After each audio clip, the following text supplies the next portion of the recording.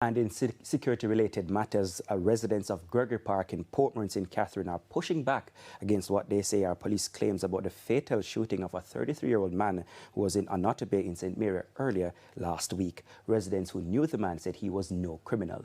Details in this report.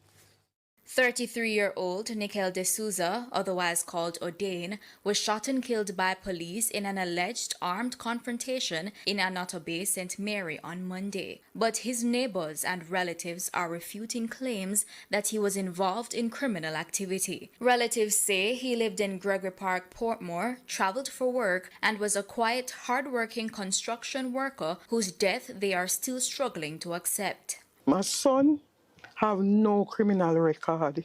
He never been to prison, he never get locked up. He work in St. Mary for 3 years now with his father.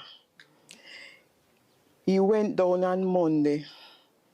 He worked until 8 o'clock. Cry night, cry day, never can forget about him.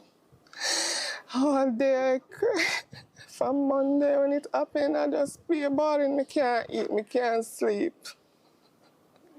Can't do nothing, can't even bathe myself. Police, however, maintain that officers were on patrol along the Onotobe Main Road Monday night about 9:15 p.m. when D'Souza reportedly raised their suspicion. During an interaction, the now deceased is alleged to have pulled a firearm at the officers, prompting one officer to discharge his weapon, striking D'Souza in the belly. Police say a 9mm pistol with 12 rounds of ammunition was recovered at the scene, but relatives say it just doesn't add up.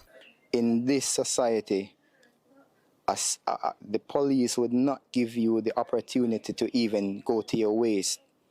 And to know that they gave him just one shot in his stomach, in his belly, sorry, that just shows that, you know, it must have been like a mistake that they are trying to cover up. The police took his father to the site, to check the site, to search the site, which does not make any sense, because if something was there, that would have been removed. Maybe if him did crash or them the same drop off at the building when him did a work or something, maybe I wouldn't feel so bad.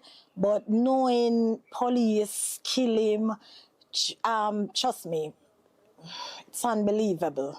D'Souza was taken to hospital where he was pronounced dead. The Independent Commission of Investigations, INDICOM, has since been notified and is probing the incident. Aliyah Bryant, TVJ News.